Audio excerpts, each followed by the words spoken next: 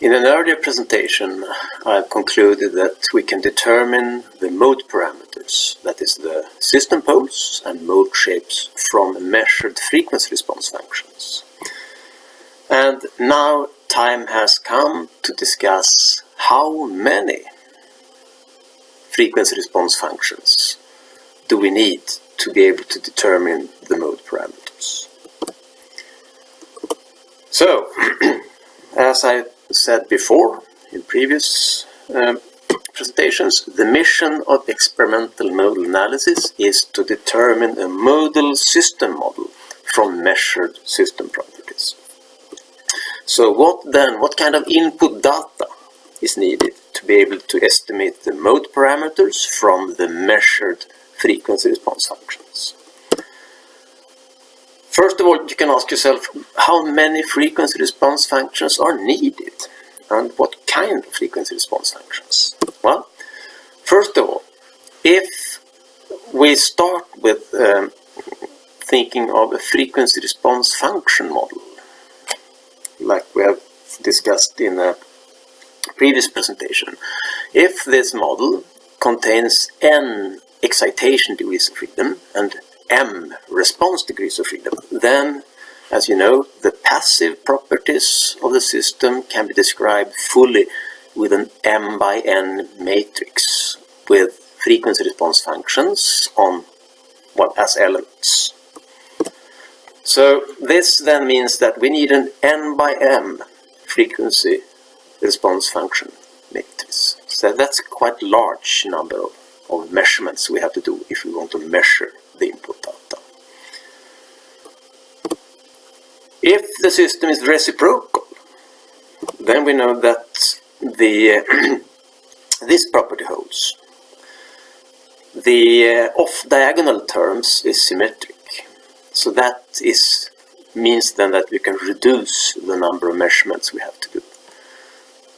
But it may still be quite a large number of measurements if we have many degrees of freedom. So, how many frequency response functions are needed if we want to determine a modal model then? Let's say that we have, as before, n excitation degrees of freedom and m response degrees of freedom. Well, first of all, we have concluded earlier that the system poles can be determined from one frequency response function. One single frequency response function. And we have also concluded, and we will also see that the mode shapes, all mode shapes can be determined from one column of the frequency response function matrix. So if we have measured m frequency response functions in one single column, so measure the response in m degrees of freedom, then we can, in principle, determine all mode shapes from this. So, as you can see, we need m frequency response functions instead of n times m frequency response functions. So this is a large reduction. And how can that be? Well, first of all, if we look upon the system poles, we have seen that the system transfer function can be written as division between two polynomials, and we know now that the denominator zeros gives us all system poles. So in principle, at least, we can solve this denominator polynomial and calculate all system poles from one single measured frequency response function. The mode shapes then. Well, we have also seen that a single frequency response function can be written as this residue pole, on this residue pole font. And we know that it can be shown that the residues is actually a constant times the component, one single component in the mode shape vector. In this case it's the mode shape vector of the first mode and the kth element in this vector.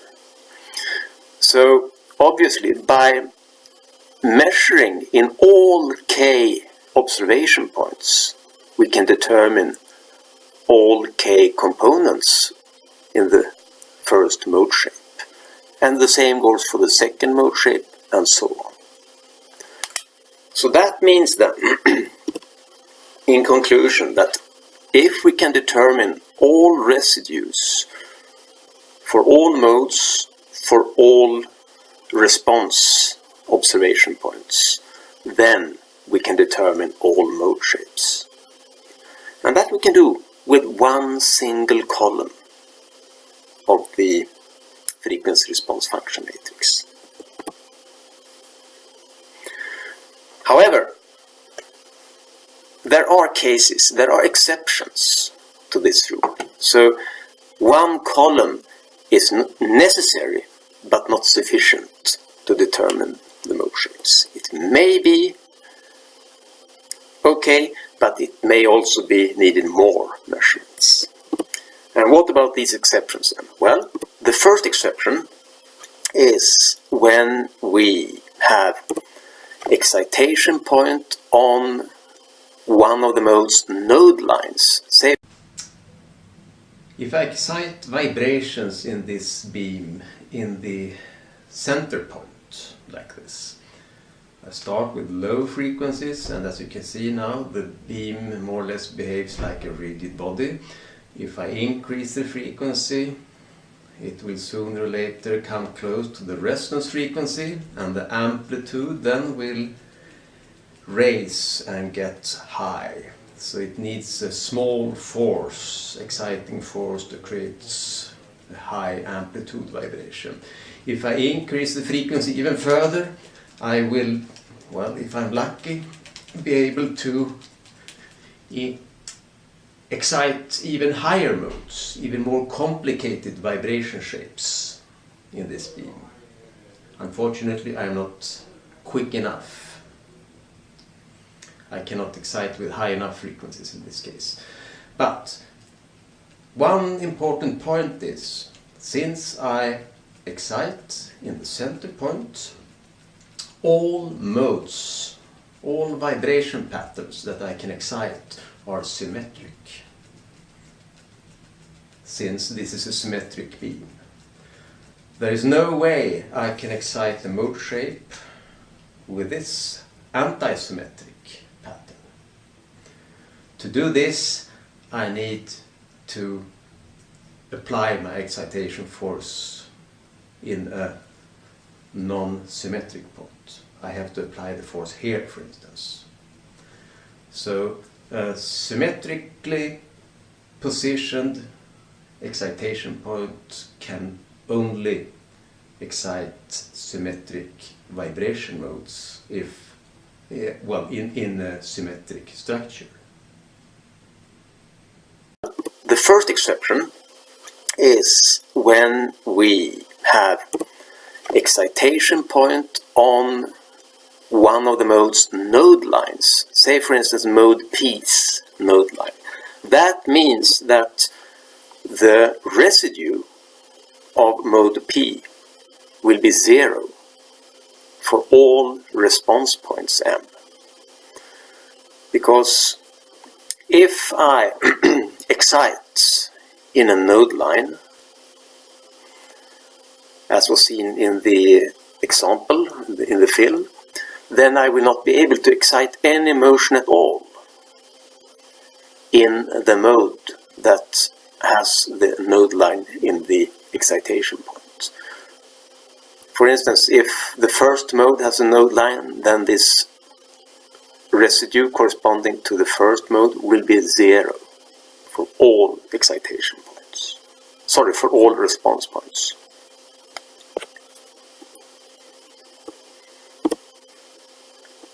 So the rule before holds if we make sure that the excitation point is not positioned on any node line.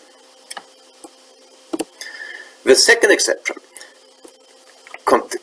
regards something that is called multiple poles.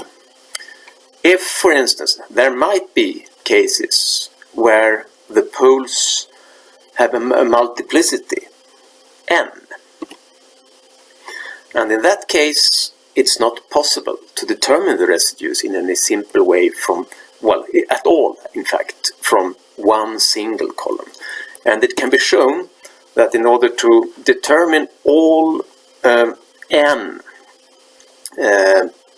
mode shapes that corresponds to these n poles, we need n linearly independent frequency response function matrix columns.